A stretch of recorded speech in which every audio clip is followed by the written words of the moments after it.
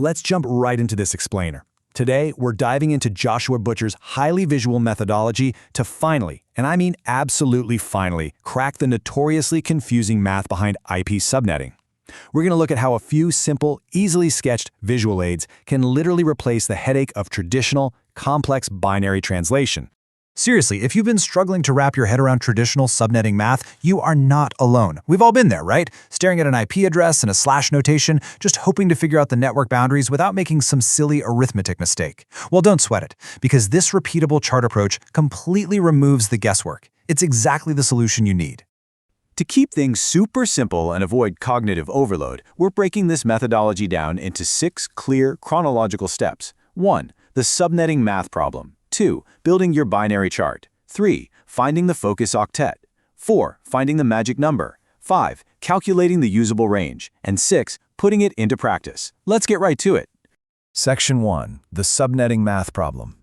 Decoding CIDR.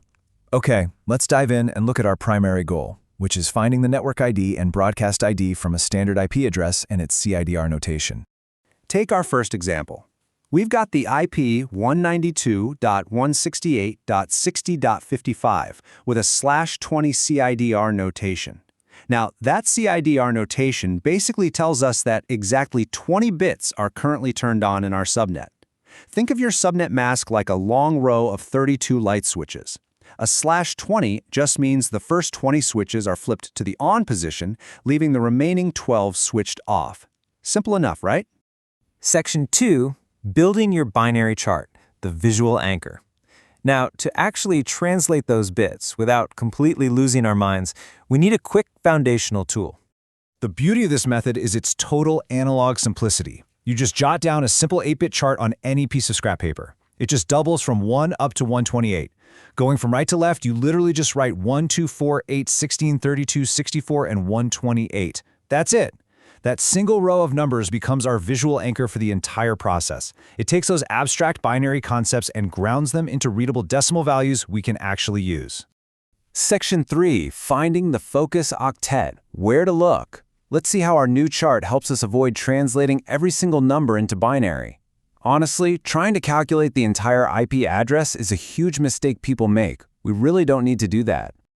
Remember, IP addresses are broken down into 4 chunks, or octets, of 8 bits each. The first octet holds bits 1 through 8, the second holds 9 through 16, the third holds 17 through 24. Since our /20 falls right squarely between 16 and 24, we know for sure our focus is completely on that third octet.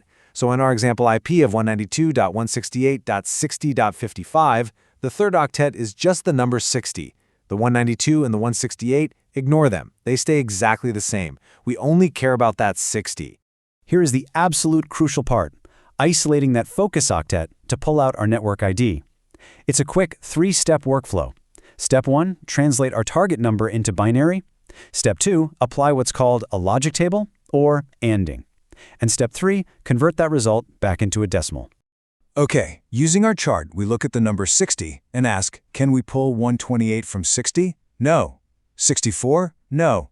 32? Yes, which leaves 28. Pull 16 from 28? Yes, leaving 12.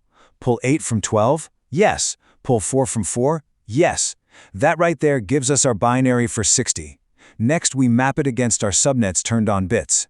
A /20 gives us 4 on bits in this specific third octet. We multiply them straight down. 1 times 1 is 1, and anything times 0 is 0. So we get an output of 2 ones sitting right in the 32 and 16 slots. Add 32 and 16 together, and you get 48. That 48 is our network ID for the third octet. Pretty slick. Section 4. Finding the magic number, the key to increments. The coolest thing about this visual layout is that it just hands us our next piece of the puzzle. No complex algebra needed. We are looking for the magic number. This is simply the decimal value of the very last bit turned on in our subnet mask sequence. Think of this magic number as your interval. It tells you exactly how much your networks are going to increment by. So, looking at our /20 mask, we've got 4 bits turned on in that third octet. If we just count over 1, 2, 3, 4 on our visual chart, that 4th bit maps perfectly onto the number 16. That 16 is our interval. It means our networks are jumping up in blocks of exactly 16. Section 5. Calculating the usable range. Putting the math together. All right, we have a network ID of 48 in the third octet, and our magic number is 16.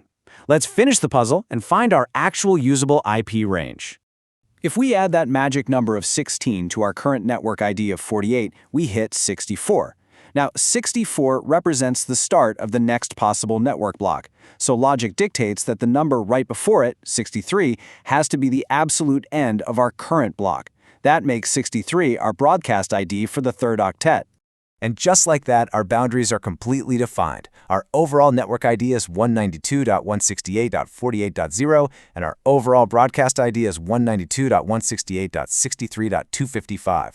That means every single IP from 192.168.48.1 all the way up through 63.254 is a perfectly usable address that you can assign to a computer on this subnet. Section 6. Putting it into practice. Watch me work example 2. Let's pick up the pace a bit and apply this exact same scaffolding to a second example. Once you see this pattern twice, it seriously becomes second nature. This time around, we're working with the IP address 172.10.85.60 with a /22. First question, where is our focus? Well, 22 falls between 16 and 24, which means our focus is still comfortably sitting in the third octet, which, for this IP address, is the number 85. Back to our trusty 8-bit visual chart to translate 85 into binary. Can we pull 128? No. 64? Yes, which leaves 21. 32? No. 16? Yes, leaving 5. 8? No. 4? Yes, leaving 1. And we put a 1 at the very end. Now map this against our /22 bits, which gives us 6 on bits in this octet. We multiply straight down, dropping those matching ones down to the bottom row.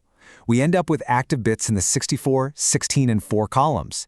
Add them up, 64 plus 16 plus 4, and we get a network ID of 84. What about our magic number? Since a /22 gives us 6 on bits in that third octet, it ends on the 6th bit. Look at the 8-bit chart. Count 6 positions from the left, and you land on the number 4. Our networks are incrementing in blocks of 4. So, adding our magic number of 4 to the network ID of 84 gives us the next block, starting at 88. This beautifully reveals that the number right before it, 87, is our broadcast ID. Our complete network boundaries are locked in, 172.0.84.0 at the bottom and 172.0.87.255 at the top. Our usable range is safely and perfectly sandwiched right in between. So it really makes you think, doesn't it?